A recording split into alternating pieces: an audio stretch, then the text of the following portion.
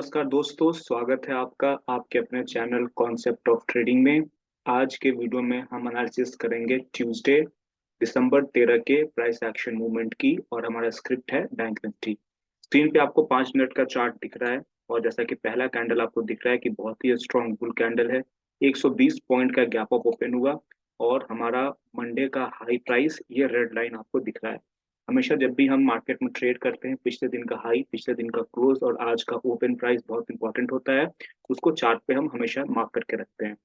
तो जब पहला कैंडल इतना स्ट्रॉन्ग कैंडल है तो हम फर्स्ट कैंडल के क्लोजिंग प्राइस पे या फर्स्ट कैंडल के हाई के ऊपर में हम बाई करते हैं। दूसरा कैंडल भी फॉलो अप कैंडल है तो आप यहाँ पे भी बाई कर सकते हैं। उसके बाद आप देख सकते हैं कि जो दूसरा कैंडल अपने हाई पे क्लोज हुआ लेकिन बहुत ही डीप पुल बैक हुआ। आप यहाँ बाई करें या यहाँ बाई करें, फर्स्ट कैंडल के क्लोज पे या सेकंड कैंडल के क्लोज पे बाई करें। शुरुआत में आपका जो स्टॉप लॉस होगा फर्स्ट कैंडल के लो पे होगा, तो यहाँ पे आपका स्टॉप लॉस है।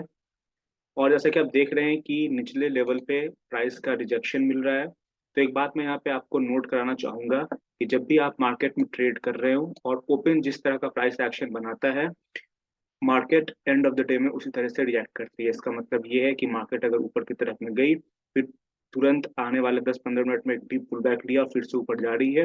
इसका मतलब ये है कि मार्केट अगर पूरे दिन में अगर बहुत ऊपर जाती है या नीचे जाती है तो फिर से पुल बैक लेके अपने ओपन प्राइस के आसपास में आएगी।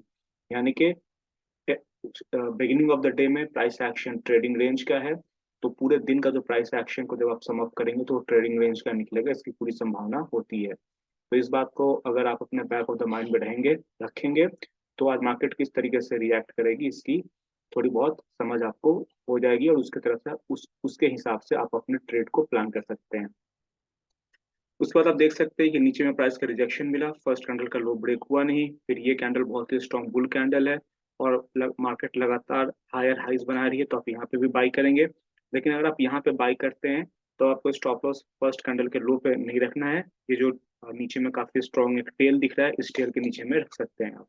उसके बाद आपने देखा कि यहाँ पे जो लोग बाई करेंगे वो थोड़ा सा फ्रस्ट्रेट होंगे इतने डीप पुल बैक के बाद में। लेकिन यहाँ पे भी बहुत डीप पुल बैक आया था, मार्केट ऊपर गई थी। यहाँ पे बाई करते हैं, फिर से डीप पुल बैक आया, मार्केट ऊपर जा रही है और अपने हाई को ब्रेक कर रहा है। जैसे ही ब्रेकआउट दे रहा है अपने प्रीवियस हाई को, यहाँ पे आप यहाँ पे फिर से बाई कर सकते हैं। उसके बाद आप देख रहे हैं कि एक वेज पैटर्न यहाँ पे कंप्लीट हो रहा है और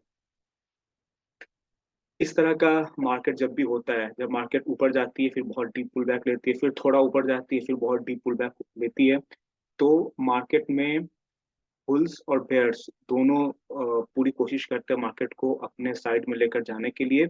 और तब मार्केट में कंजिक्यूटिव यानी कि लगातार बुल कैंडल्स और बेयर कैंडल्स नहीं बनते हैं।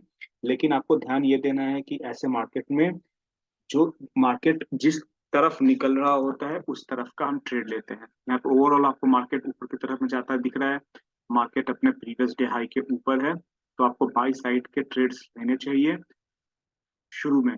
जब मार्केट ओपन होता है तो और मार्केट जब भी एक डीप पुल बैक ले तो वहां पे आप बाई करेंगे तो आपका प्रॉफिटेबल होने की संभावना ज्यादा रहेगी। तो यहाँ पे वेज पैटर्न बन रहा है लेकिन कभी कहीं भी आपको स्ट्रॉन्ग सेलिंग नहीं दिख रहा है। यहाँ पे 3 कैंडल का सेलिंग है, यहाँ पे 2 कैंडल का सेलिंग है, तो आप यहाँ पर सेल नहीं करेंगे क्योंकि क्योंकि कहीं भी स्ट्रॉन्ग बेयर कैंडल्स नहीं दिख रहे हैं। और जैसे ही यहाँ पे फिर से मार्केट ऊपर की तरफ में जाना स्टार्ट होती है, आप यहाँ पे फिर से बाई कर सकते हैं।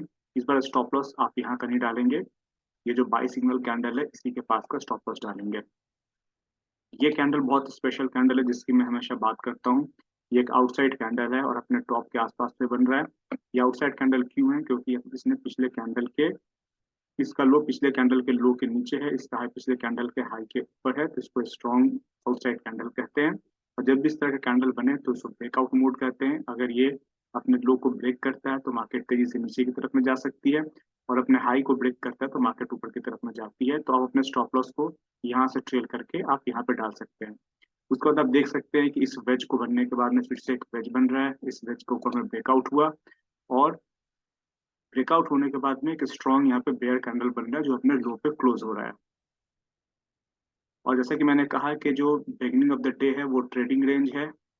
यहाँ पे मार्केट ऊपर गई, बहुत स्ट्रॉन्ग पुल बैक लिया, तो पूरा दिन एक ट्रेडिंग रेंज में रहेगा, इसकी पूरी संभावना होती है। यानी कि जितना मार्केट ऊपर गई है अब मार्केट एक पुल बैक ले सकती है, और मार्केट ने लगातार दो वेज पैटर्न बना दिए हैं। तो मार्केट में जब मार्केट अपने टॉप के आसपास में आ चुकी है, क्योंकि मार्केट का पहला हाफ खत्म होने वाला है, तो आप ये उम्मीद करके चल सकते हैं कि मार्केट अपना टॉप बना सकती है।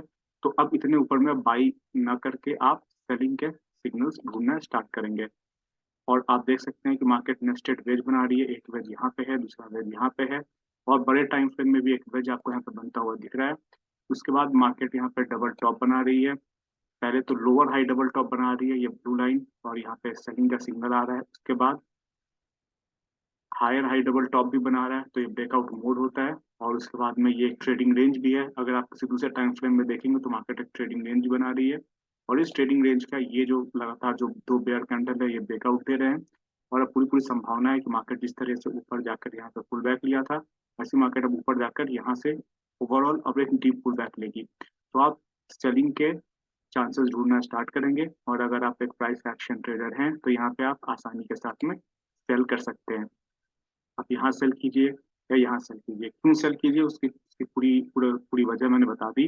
लगातार वेज इनकम्प्लीट हो चुका है, लोअर हाई डबल बॉटम बन चुका है, higher high double double top भी बन चुका है, sorry lower high double top and higher high double top भी बन चुका है। Plus open of the day का जो प्राइस एक्शन था वो प्राइस एक्शन अब इस तरफ भी रिपीट होगा, तो यहाँ पे आप सेलिंग इनिशिएट कर सकते हैं। मार्केट इतनी ऊपर आ चुकी है तो अब आप ये उम्मीद कर सकते हैं कि मार्केट अपने पिछले दिन के हाई को इस लेवल को टेस्ट करने आ सकती है, क्योंकि शुरू में काफी स्ट्रॉन्ग ट्रेडिंग रेंज बना हुआ था। तो जब मार्केट अपने टॉप पे है और आप उम्मीद ये करके चल रहे हैं कि यस्टरडे हाई के आसपास में आ सकती है मार्केट, तो जब भी मार्केट ऊपर की तरफ में जाए तब आप सेल करने की सोचिए, ना कि नीचे में बाई करने, क्योंकि जो बाइंग का जो काम था वो इस इधर पूरा हो चुका है। मार्केट जितने बार पुल बैक लेगी उतनी बार ऊपर के एरियाज में सेल करने की आप कोशिश करेंगे। जैसे यहाँ पे आपको हायर लो डबल बॉटम बनता हुआ दिख रहा है, लेकिन जब आपको कॉन्टेक्स्ट पता है कि मार्केट में कॉन्टेक्स्ट सेलिंग का बन चुका है, यहाँ पे स्ट्रॉन्ग सेलिंग आ चुका है बाइंग के बाद में, तो आपको जो भी सिग्नल बाइंग के मिले उसको आपको इग्नोर करना है। तो जब भी मार्केट इस तरह से मार्केट को नीचे जाना होता है तो इस तरह के सिग्नल आपको बाइंग के भी मार्केट देगी, जिसको आपको इग्नोर करना है। ये जो स्ट्रॉन्ग बाई सिग्नल कैंडल है, और ये एक पीछे के लगभग 10-12 कैंडल में सबसे स्ट्रॉन्ग बाई कैंडल है, बुल कैंडल है। तो आपको इस तरह के सिग्नल्स मिलेंगे, लेकिन इस तरह के सिग्नल्स को आपको इग्नोर करना है और आपको सेलिंग के सिग्नल ढूंढने हैं। जैसे यहाँ पे आप सेलिंग के सिग्नल मिल रहे थे, लेकिन मैं आपको इग्नोर करने के लिए बोल रहा था, अब इस एरिया में सेलिंग के सिग्नल मिलेंगे तो आपको एक्सेप्ट करना है और बाइंग के सिग्नल को इग्नोर करना है। तो यहाँ पे आपको वेज बनता हुआ दिख रहा है, आप यहाँ पे सेल करेंगे।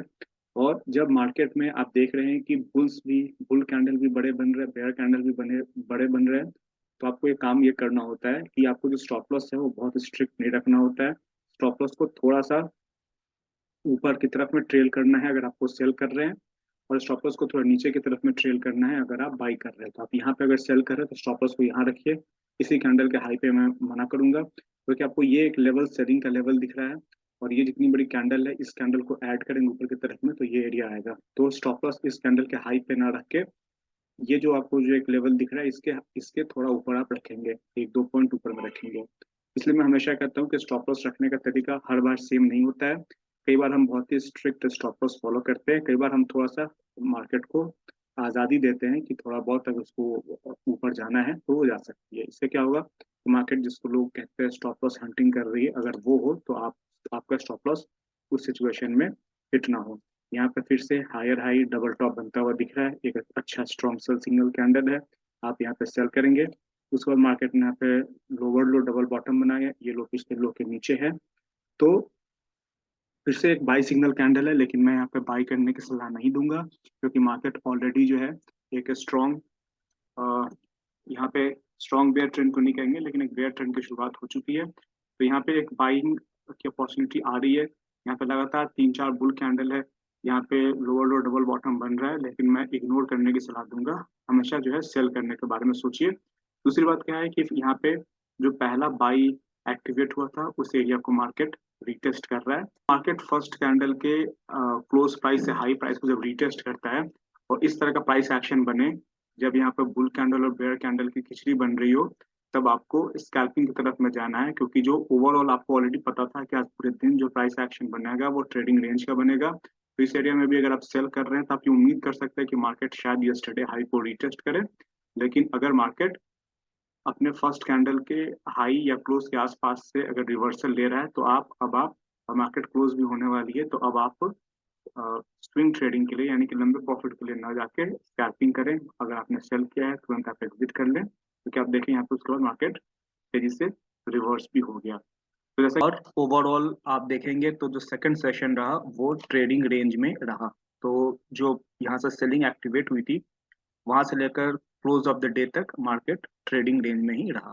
मैंने आपको बताया कि जो मार्केट का ओपन का जो प्राइस एक्शन होता है उसको वही price action most of the time दिन भर फॉलो होता है अगर आप पूरे दिन के प्राइस एक्शन को समाप्त करेंगे तो यहाँ का जो प्राइस एक्शन है वही प्राइस एक्शन ओवरऑल पूरे दिन का भी रहा। दोस्तों, आप भी अगर एक फुल टाइम ट्रेडर बनना चाहते हैं तो आप मेरा 6 मंथ्स का मेंटरशिप प्रोग्राम ज्वाइन कर सकते हैं, जिसमें आप मेरे साथ ट्रेड करेंगे। उसमें मैं आपको प्राइस एक्शन ट्रेडिंग और फंडामेंटल एनालिसिस बताऊंगा और बेसिक लेवल से एडवांस लेवल के प्राइस एक्शन को मैं डिस्कस करूंगा आपके साथ में। ट्रेनिंग प्रोग्राम की ज़्यादा जानकारी के लिए स्क्रीन पर दिए गए नंबर पे कॉल या व्हाट्सएप करके पूरी जानकारी दे सकते हैं। तो चलिए मिलते हैं अगले वीडियो में, तब तक